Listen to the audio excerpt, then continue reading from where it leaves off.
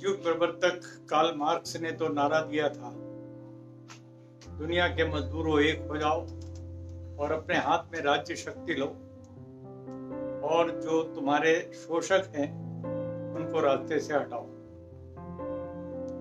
लेकिन आज इतने सालों के बाद भी मजदूरों पर क्या बीत रही है। भारत के सर्वहारा असंगठित क्षेत्र के मजदूर और प्रवासी मजदूर हम देख रहे हैं जिस तरीके से सड़कों पर भूख से बिलबिलाते हुए मर रहे हैं, पैदल चलते हुए थकान से मर रहे हैं। और अभी रिपोर्ट आई है कि जालना औरंगाबाद के बीच में रेल की पटरी पर सोए हुए 16 मजदूर कुचल दिए गए, कट गए, पूरी तरीके से खत्म हो गए और सैकड़ों मजदूर अभी घायल पड़े हुए हैं। इधर उत्तर प्रदेश के मजदूर जा रहे थे लखनऊ से छत्तीसगढ़ की तरफ, साइकिल में सवार होकर के अपने छोटे बच्चों को लेकर के, और पति पत्नी दोनों को गाड़ी ने कुचल दिया और बच्चे अभी अस्पताल में तड़प रहे हैं। इन सारे हादसों के लिए जिम्मेदार कौन है? मैं सीधे तौर पर पहले दिन की बात को लेना चाहता हूं जब लॉकडाउन घोषित किया गया बिना किसी तैयारी के। नरेंद्र मोदी जी ने दुस्साहसिक पूर्ण कदम उठाते हुए और अपने आप को एक बहुत बड़ा हीरो दिखाते हुए जब 24 मार्च की रात को 8 बजे घोषणा की कि 12 बजे के बाद लॉकडाउन हो जाएगा, तो उससे पहले उन्होंने क्यों नहीं लिया पूरा का पूरा एक national plan, national disaster management authority से, जिसके वो प्रमुख हैं? क्यों नहीं मजदूरों के लिए इससे पहले, जब 30 जनवरी को ही वर्ल्ड हेल्थ ऑर्गेनाइजेशन ने कह दिया था महामारी का संकट है, पेंडेमिक है, तो उसके बाद 30 जनवरी से लेकर 28 फरवरी ले लीजिए और उसके बाद 15 मार्च ले लीजिए, और आपने इतनी देर जा करके और अचानक घोषणा कर दी लॉकडाउन की।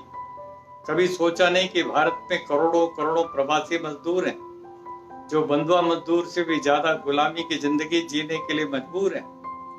उनके लिए पहले स्पेशल ट्रेनें चला देते 5 दिन 4 दिन पहले, और उसके बाद फिर लॉकडाउन घोषित करते, बसें चला देते और फिर लॉकडाउन घोषित करते, तो शायद ये नौबत ना आती।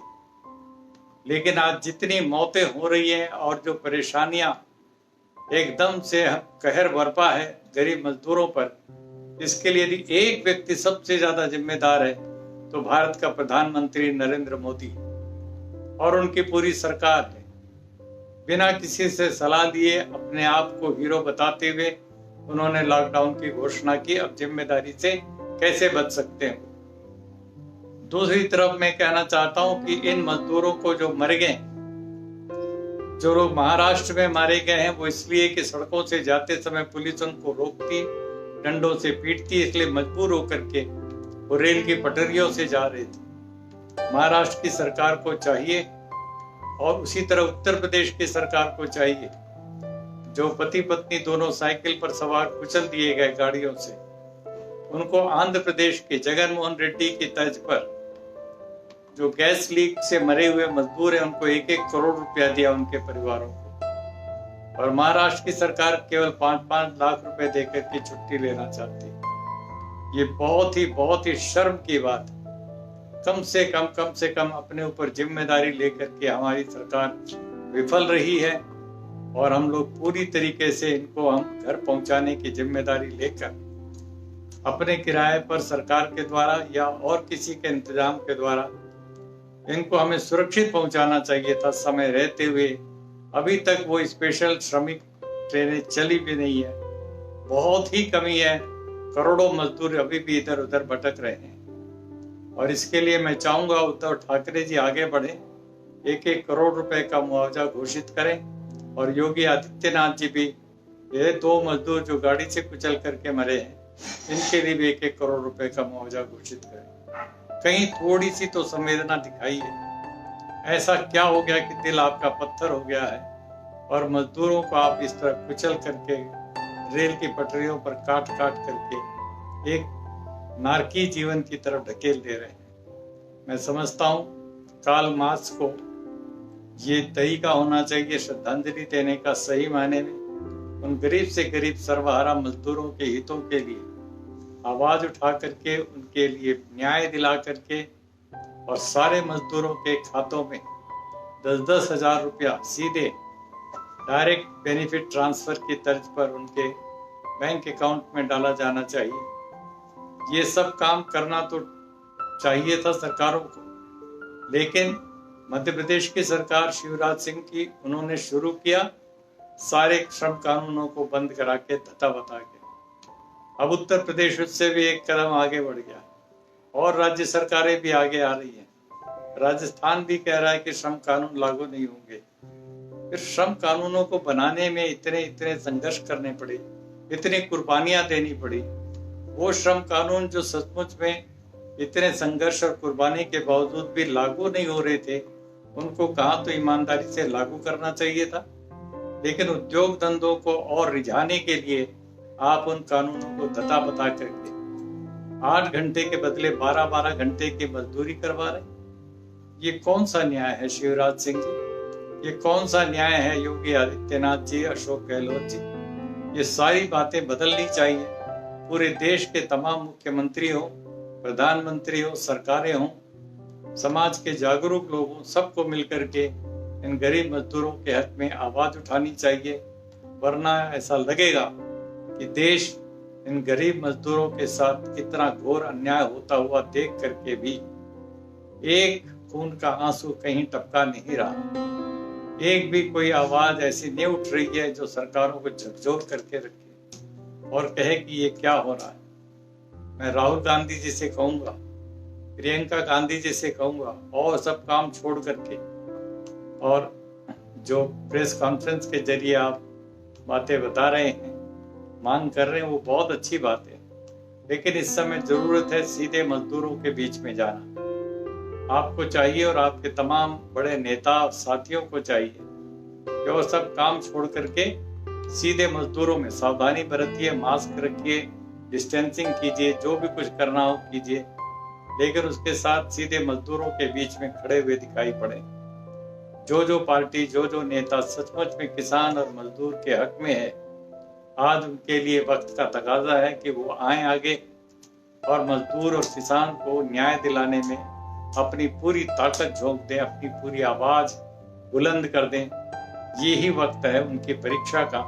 ऐसा न करने पर इतिहास उनको अपने कूड़ेदान में फेंक देगा और कहेगा कि पूरी त्रासदी के दौर में ये सब नेता इधर उधर काम कर रहे थे, सीधे सीधे मजदूरों के, किसानों के हितों के लिए कोई खड़ा नहीं हो रहा था। तो मैं ये कहूंगा कि अभी तो शराबबंदी को हम रो रहे थे, शराब को चालू करने, ठेकों को चालू करने की इस नीति के खिलाफ भी कम से कम राहुल गांधी अपने कांग्रेस रूल्ड जो स्टेट हैं, चाहे पंजाब है, चाहे राजस्थान है, छत्तीसगढ़ है, इन सब राज्यों में और जहां भी संभव हो, और महाराष्ट्र में शराब के सारे ठेके बंद कराए।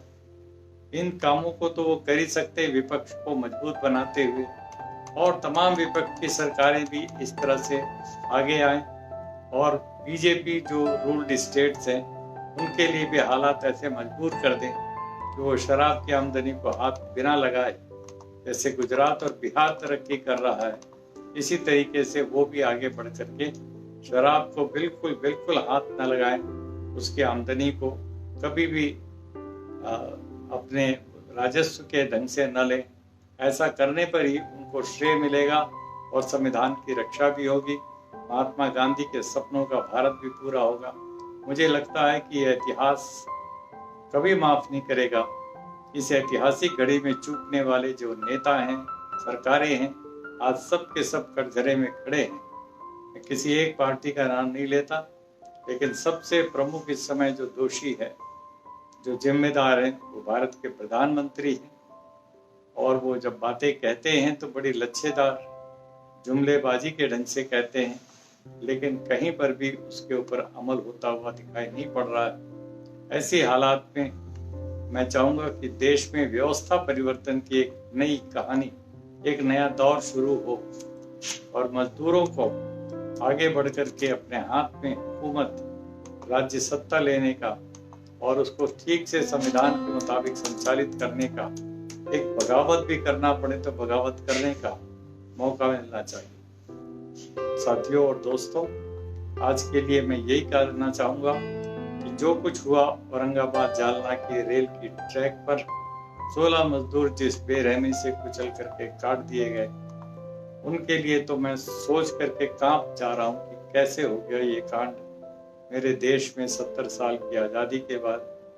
कैसे हमारे मजदूर दंपत्ति जो जा रहे थे साइकिल में बैठ करके बेचारे छोटे बच्चों को लेकर, कैसे गाड़ी ने कुचल करके मार डाला और मुआवजे के नाम पर मजाक उड़ाया जा रहा है 5-5 लाख रुपए।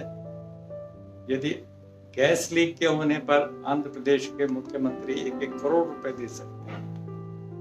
बहुत अच्छा काम किया उन्होंने, कम से कम कुछ तो जिम्मेदारी ली उन्होंने सरकार के ऊपर। और ये इन सरकारों को सांप सूंघ गया। मैं समझता हूँ कि आज हम सब लोगों को गरीब से गरीब इन मजदूरों के हक में अपनी आवाज उठा करके अपने धर्म का पालन करना चाहिए। यही है धर्म का पालन। जब किसी पर अन्याय हो, जुल्म हो, तो जालिम के खिलाफ और जुल्म के जो जिनके उठा रहे हैं तकलीफ, उनके हक में, मजलूम के हक में अपनी आवाज उठाना, यही सच्चा धर्म होता है और यही सच्चे ईश्वर की सच्ची उपासना होती है। इसके बदले में मंदिर, मस्जिद, गुरुद्वारे, चर्च में दुनिया भर के और स्वांग करना, ये सब ढोंग और पाखंड अंधविश्वास तो कहला सकता है, लेकिन इसको कभी भी हम अल्लाह की इबादत नहीं कह सकते, ईश्वर की उपासना नहीं कह सकते। इसलिए आइए हम सब मिलकर के सच्चे ईश्वर की सच्ची उपासना करते हुए अपनी आवाज बुलंद करें। धन्यवाद।